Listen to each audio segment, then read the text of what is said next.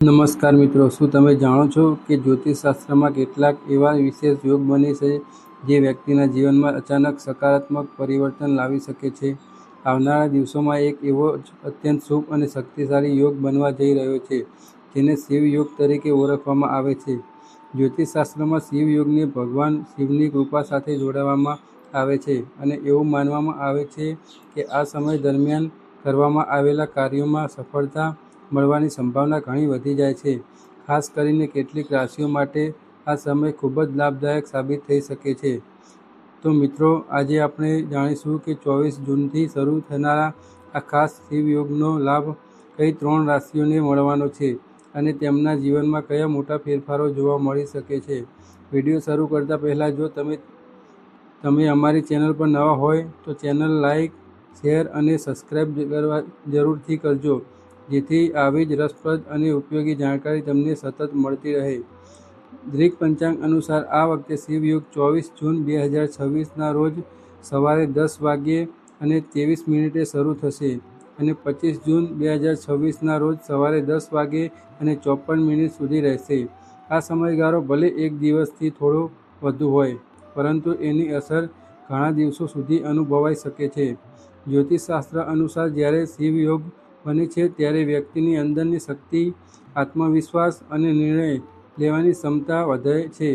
સાથે જ ધાર્મિક કાર્યો, પૂજાપાઠ, ધ્યાન, જપ અને સાધના માટે પણ આ સમય ખૂબ જ શુભ માનવામાં આવે છે. ભગવાન શિવને સંહાર અને પુનઃનિર્માણ દેવ તરીકે ઓળખવામાં આવે છે. તેથી જ્યારે શિવ યોગ બને છે ત્યારે જીવનમાં ચાલતી કેટલીક નકારાત્મક પરિસ્થિતિઓ દૂર થવાની શરૂઆત થઈ શકે છે. ઘણા લોકો માટે અટકેલા કામો ફરી શરૂ થાય છે, લાંબા સમયથી ચાલી રહેલી મુશ્કેલીઓમાં રાહત મળે છે અને નવી તકોના દરવાજા ખુલવા લાગે છે. ખાસ કરીને જે લોકો મહેનત કરી રહ્યા છે પરંતુ તેમને યોગ્ય પરિણામ નથી મળી રહ્યું, એમના માટે આ સમય આશાનું કિરણ લઈને આવી શકે છે. સૌપ્રથમ વાત કરીએ મિથુન રાશિની. મિથુન રાશિના લોકો માટે આ શિવ યોગ ખૂબ જ શુભ સંકેત લઈને આવી રહ્યો છે. લાંબા સમયથી જો તમે કોઈ નવા કામની શોધમાં છો અથવા તમારી કારકિર્દીમાં આગળ વધવા માંગો છો, તો આ સમય તમારા માટે સારો સાબિત થઈ શકે છે. તમને નવી તકો મળી શકે છે જે તમારા ભવિષ્ય માટે મહત્વપૂર્ણ બની શકે છે. તમારી અંદર એક નવી ઉર્જા અને ઉત્સાહ જોવા મળશે, જેના કારણે તમે તમારા કાર્યો વધુ સારી રીતે પૂર્ણ કરી શકશો. નોકરી કરતા લોકો માટે આ સમય લાભદાયક બની શકે છે. ઓફિસમાં તમારા કામની પ્રશંસા થઈ શકે છે અને વરિષ્ઠ અધિકારીઓ તમારી કામગીરીથી પ્રભાવિત થઈ શકે છે.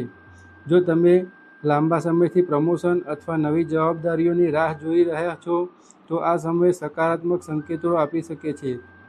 તમારી કાર્યશૈલીમાં સુધારો આવશે અને સહકર્મચારીઓ સાથેના સંબંધો પણ વધુ મજબૂત બની શકે છે. વેપાર કરતા મિથુન રાશિના લોકો માટે પણ સમય અનુકૂળ દેખાઈ રહ્યો છે. કોઈ મિત્ર અથવા ઓળખીતાની મદદથી તમને કોઈ સારી ડીલ મળી શકે છે.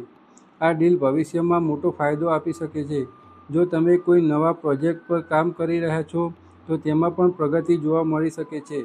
રોકાણ સંબંધિત બાબતોમાં પણ તમને સારા પરિણામ મળી શકે છે, પરંતુ કોઈપણ નિર્ણય વિચારપૂર્વક લેવો જરૂરી રહેશે.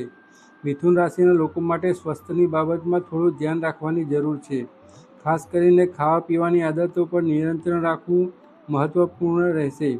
બહારનું વધારે તેલવાળું અથવા મસાલેદાર ભોજન ટાળવું સારું રહેશે.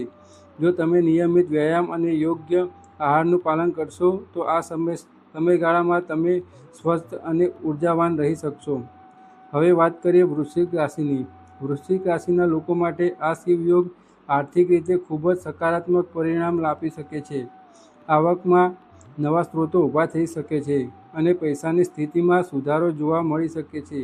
જો તમે કોઈ નવું કામ શરૂ કરવાની યોજના બનાવી રહ્યા છો, તો આ સમય તમારા માટે અનુકૂળ સાબિત થઈ શકે છે.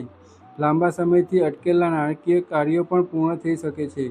પારિવારિક જીવનમાં પણ વૃશ્ચિક રાશિના લોકોને સારા પરિણામ મળી શકે છે. પરિવારની જવાબદારીઓને તમે વધુ સારી રીતે નિભાવી શકશો અને પરિવારના સભ્યોનો સહયોગ મળશે. ઘરમાં ખુશી અને શાંતિનું વાતાવરણ રહેશે. લાંબા સમયથી ચાલતા મતભેદો દૂર થઈ શકે છે અને સંબંધોમાં મધુરતા આવશે. આ સમય દરમિયાન પ્રવાસના યોગ પણ બની રહ્યા છે. તમને હરવા ફરવાથી અથવા કોઈ ધાર્મિક સ્થળની મુલાકાત લેવાની તક મળી શકે છે.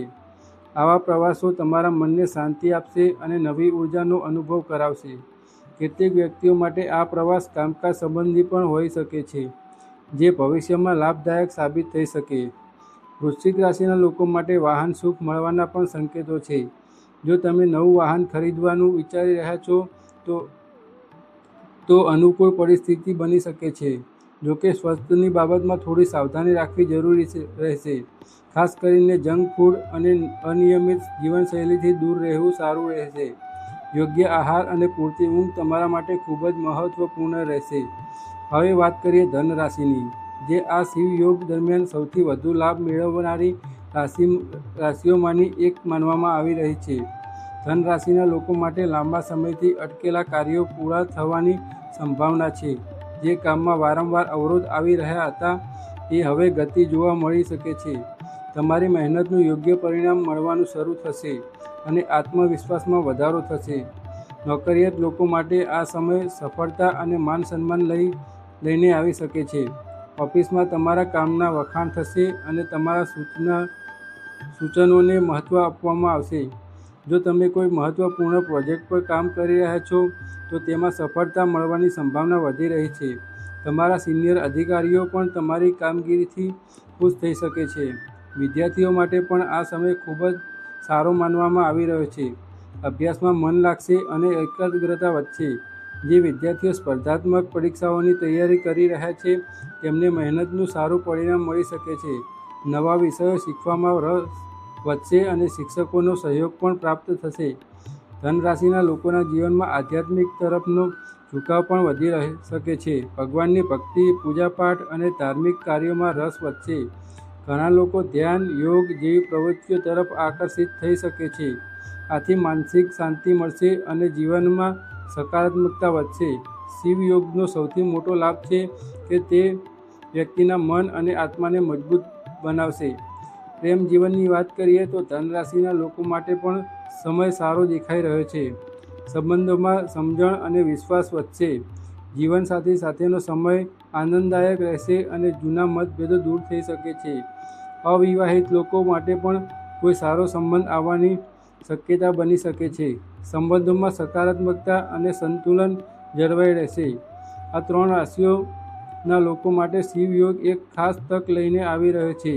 જોકે જ્યોતિષ શાસ્ત્રમાં જણાવેલા પરિણામો વ્યક્તિની કુંડળી અને ગ્રહોની સ્થિતિ અનુસાર અલગ પણ હોઈ શકે છે. તેથી આ સમયનો શ્રેષ્ઠ લાભ લેવા માટે સકારાત્મક વિચારધારા રાખવી, મહેનત કરવી અને ભગવાન શિવની ઉપાસના કરવી ખૂબ જ મહત્વપૂર્ણ રહેશે.